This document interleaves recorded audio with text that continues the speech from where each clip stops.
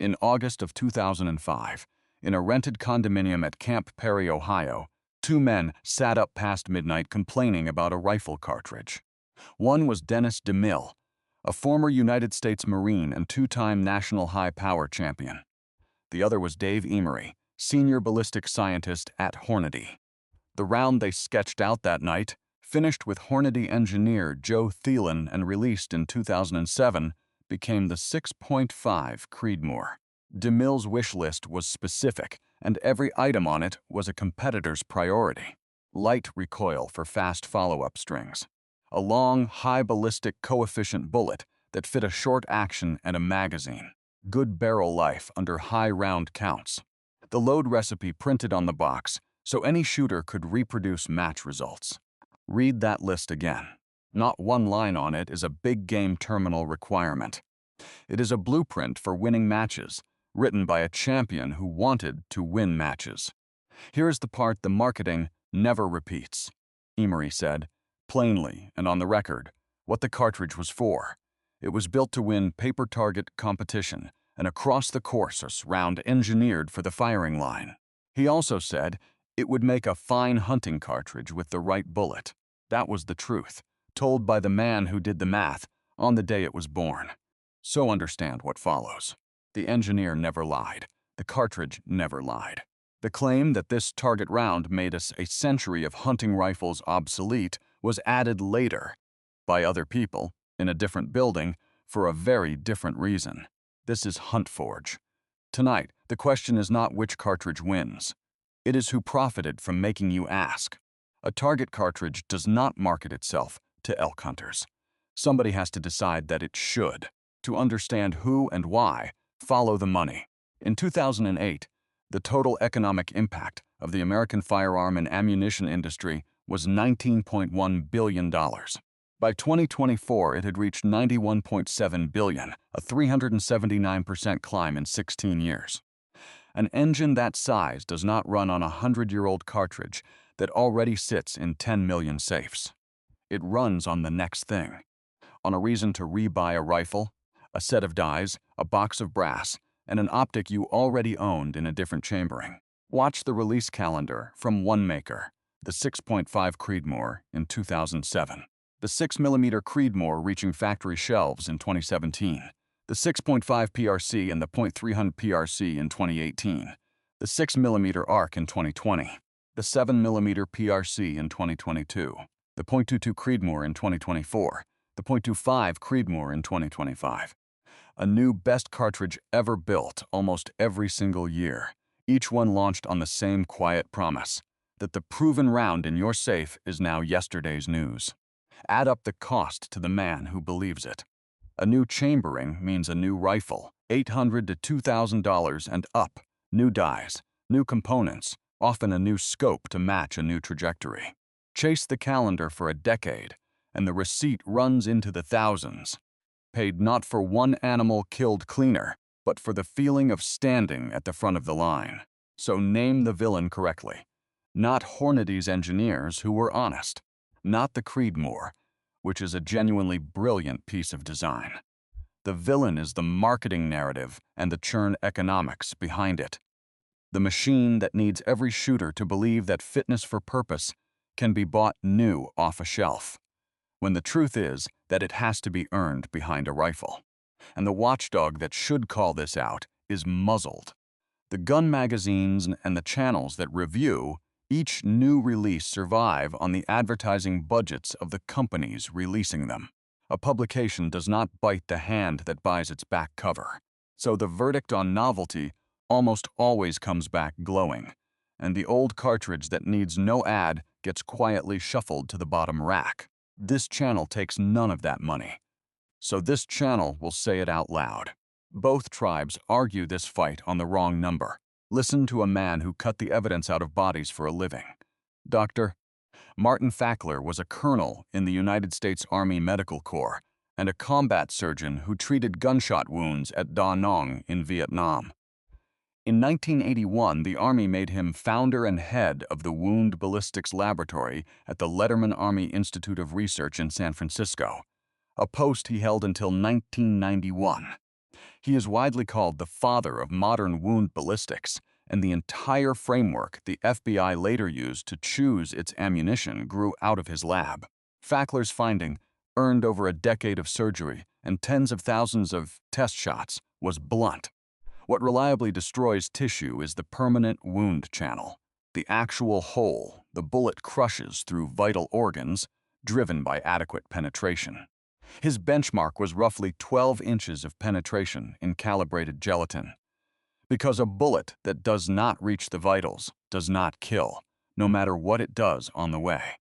And the popular idea that a fast bullet dumps energy into an animal and drops it with a pressure wave, the thing the catalogs call hydrostatic shock, Fackler argued, was largely a myth. Foot-pounds in the air kill nothing. The crush cavity kills. Sit with the irony. One of the gun writers who helped popularize the phrase hydrostatic shock was Jack O'Connor himself, the .270's greatest champion. The man was right about the rifle and loose with the vocabulary, and the science corrected him after he was gone. So, run the real cartridges through the real standard. Under Fackler's lens, muzzle energy is the most overrated figure in the gun store. What matters is penetration, the diameter of the permanent cavity, and a bullet that holds together. The .70 launches a wider bullet, .277 against .264, cutting a wider channel, and its extra velocity and mass give it more push to drive through heavy shoulder and bone on a bad angle elk. The 6.5 Creedmoor answers with sectional density. A 143-grain .264 bullet runs around 0.293 to a 145-grain .270 .270, and that long, narrow shape penetrates deep and straight, exactly Fackler's first requirement. The honest verdict is not that one round kills, and the other does not. It is that both clear the bar, by different roads, and the foot-pound shouting match between them was always the actual myth. And this is where Fackler's research becomes something a viewer can use the next time he stands at the ammo counter. The head stamp argument is a distraction. The bullet inside the box decides the outcome. A cheap, thin-jacketed bullet that fragments on the near shoulder can fail on a big animal out of either cartridge, while a tough bonded or controlled expansion bullet that holds 85 to 95% of its weight will reach the vitals from both. So the rule that actually fills a tag is simple. Pick the heaviest, well-constructed bullet your barrel will stabilize demand penetration over flashy energy claims, and put it where the surgeon says it counts. That choice matters more than the caliber engraved on the barrel, and it costs nothing but the discipline to ignore the marketing. The Creedmoor's defenders fall back on one true thing and then exaggerate it past the truth. To see exactly where the truth ends, call the best external ballistics mind in the country. Brian Litz earned an aerospace engineering degree from Penn State in 2002, then spent 6 years designing air-to-air missiles for the United States Air Force. In 2008, he became chief ballistician at Berger Bullets and founded the firm Applied Ballistics. He is also a national and international champion long-range shooter, and his work is built on Doppler radar and live fire, not catalog copy. The principle he has documented for years is unglamorous. Wind deflection is governed by a bullet's ballistic coefficient and its time of flight, not by the name stamped on the case head. That principle exposes the wind myth from both ends. Put numbers on it. A 143-grain Hornady ELDX in 6.5 Creedmoor carries a G1 ballistic coefficient near 0.62. A common 130-grain .270 bullet sits closer to 0.46. That is a real aerodynamic edge, and it is the entire honest case for the Creedmoor. But a long high-BC 6.5 bullet only looks dominant against a short, cheap .270 bullet, and that is the comparison the hype always runs. Feed both rifles comparable high-BC LDX projectiles, and the gap nearly closes. In a 10-mile-per-hour crosswind, matched bullets put the Creedmoor barely half an inch ahead at 500 yards, and only about 2 inches ahead at 800. 2 inches, at a range where almost no honest hunter has any business shooting at a live animal. Wind is also the one variable the Creedmoor genuinely owns, and it deserves an honest hearing. Unlike drop, you cannot simply dial it, because it changes between the moment you read it and the moment the bullet arrives. So for the rare shooter who truly hunts open country past 500 yards, the high BC round buys a real margin. For everyone else, and that is nearly everyone, the advantage lives at distances they will never ethically shoot. Gravity tells the same story in reverse. Because the .270 starts faster, it drops less at every hunting distance, roughly 8 inches less at 600 yards, 17 inches less at 800. A rangefinder and a turret erase that in seconds. And energy? The marketing says the Creedmoor overtakes the .270 downrange. Against a matched modern load, it does not where it counts. The .270 carries more energy past 500 yards, and the Creedmoor only edges ahead at the extreme, near 1,000 yards, where it holds about 700 foot-pounds to the .270's 613. That is target distance. That is not a hunt. Match the bullets, and most of the legend simply evaporates. There is one fight the .270 owner would rather skip, and honesty demands he face it. Borrow the standard from the man who said it a century ago. Colonel Townsend Welland, who rose from private in 1895 to colonel, ran the Frankfurt Arsenal and directed research at Springfield Armory, and served as Outdoor Life's shooting editor one chair before O'Connor took it. His credo is carved into American rifle culture. Only accurate rifles are interesting, so measure honestly. The 6.5 Creedmoor was engineered from a blank sheet for match accuracy. Tight chamber, modern throat, fast twist, and a budget Creedmoor will often outgroup a budget .270 straight from the box. That is real, and the engineers earned it. But Welland's deeper teaching was that the rifle and its ammunition set the ceiling, and the man underneath decides how close he gets to it. The .270 is not an inaccurate cartridge. Its looser 1925-era factory chambering and cheaper ammunition are what opened the gap. Feed a .270 match-grade ammunition, bed the action, float the barrel, and most of that distance closes. 3 upgrades that cost far less than a new rifle in a fashionable chambering. And the fraction of an inch separating the two at 100 yards vanishes behind a hunter who cannot hold that fraction anyway at the ranges where game is actually shot. There is minute of match accuracy, which wins paper, and there is minute of deer accuracy, which fills a freezer. And the second is a far lower bar than the marketing wants a man to think. A 2-inch rifle puts every shot in an elk's lungs to 300 yards. The honest question is not whether the Creedmoor groups tighter. It is whether the shooter can use the difference. And at field ranges, almost no one can. This is also where the Creedmoor wins something honest and worth saying out loud. Recoil. The .270 generates around 17 foot-pounds. The Creedmoor, burning far less powder for about 91% of the velocity, often cuts that to between 9 and 13. Nearly half. Half the recoil means a shooter who does not flinch, who can watch the hit through the scope and stay on target. And a flinch a man cannot feel is far more dangerous than recoil he can. Marksmanship beats muzzle energy every time. One caution for the salesman's favorite claim, though. The Creedmoor is sold as the barrel saver, but a 6.5 match barrel typically goes 2,500 to 3,500 rounds, while the .270 has a 90-year reputation for excellent barrel life, often well past 5,000. That advantage is marketing, not metallurgy. Strip away every spreadsheet and one thing remains that no launch calendar can manufacture: a century of dead game and the man who documented it. In 1925, Winchester necked the .30006 Springfield case down to a slender .277 bullet and chambered it in the Model 54. Then Jack O'Connor spent 31 years, from 1939 to 1972, as shooting editor of Outdoor Life, wrote 16 books, and carried that cartridge for mule deer and elk in the Rockies, sheep in the high country, plains game in Africa, and red sheep in Iran.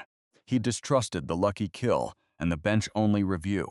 He reserved his endorsement for loads proven under hard field conditions, season after season. The rifle he trusted most, the Winchester Model 70, earned its own title in that era, the rifleman's rifle, because it was built to be carried, trusted, and handed down, not replaced every 2 seasons. That is the asset the churn cannot fake. The 6.5 Creedmoor has a brilliant 18-year record.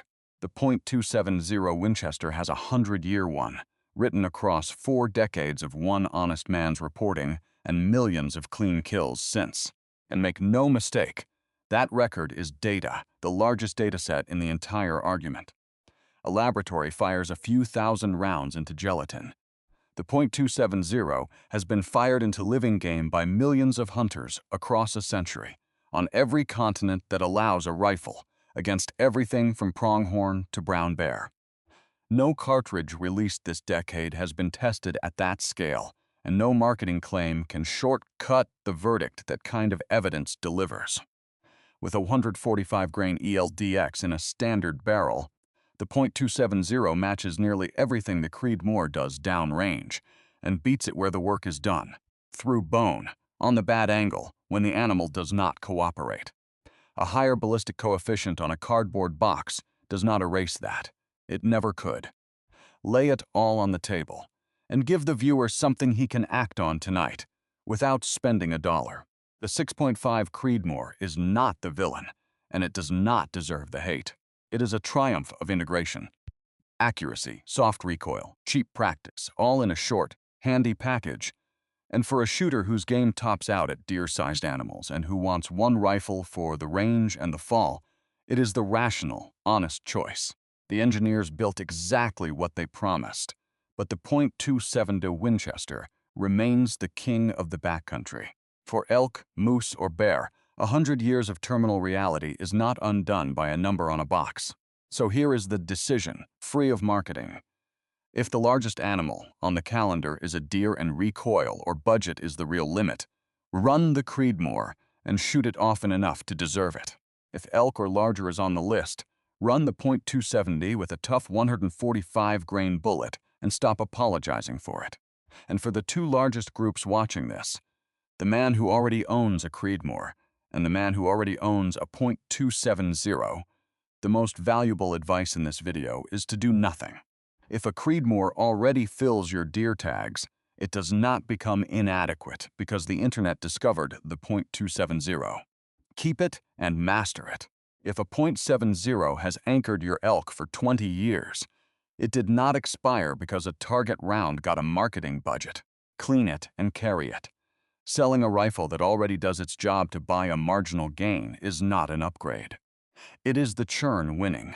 If a single rifle truly has to cover everything from whitetail to elk, the .270 takes that role by a nose because it gives up almost nothing to the Creedmoor on deer and offers real margin on the heavy animals the Creedmoor only handles with a perfect shot. And if a capable rifle in either chambering already sits in the safe, understand the hardest truth in this entire video. The upgrade that matters is not the next caliber off the shelf. It is 100 rounds of trigger time, a bullet matched to the animal, and the discipline to know your range. That is the one thing no marketing department can sell, because it cannot be bought. Go back to that condo at Camp Perry, to 2 shooters and an honest engineer who told the truth about a target cartridge on the night they invented it. The lie was never born in that room. It was born later, in a marketing meeting, where the work those men did got rewritten into a promise they never made. And here is what this channel does not admit often enough. For years, I trusted the boardroom's promise over the surgeon's data and the field's record. The shiny new box is an easy faith to keep, and it took a long time to set it down. So subscribing to HuntForge is not a favor, and it is not a click. It is a declaration that you would rather carry a hard truth you can verify on a bench, in a gelatin block, in 100 years of field reports, than a comfortable story you have to keep paying for. If that is the kind of shooter you are, plant your flag here. Because the .270 came from the .3006 Springfield, and so did Colonel Welland's own .35 Welland, and so did half the cartridges in your safe. That 110-year-old case is the grandfather of them all, and next time, it goes under the scale, alongside the entire Magnum marketing machine that has spent 2 decades trying to convince America the '06 is dead. The chart is already drawn. The verdict will not be the one the catalogs want. Stay sharp, shoot straight, respect the game. This is Huntforge.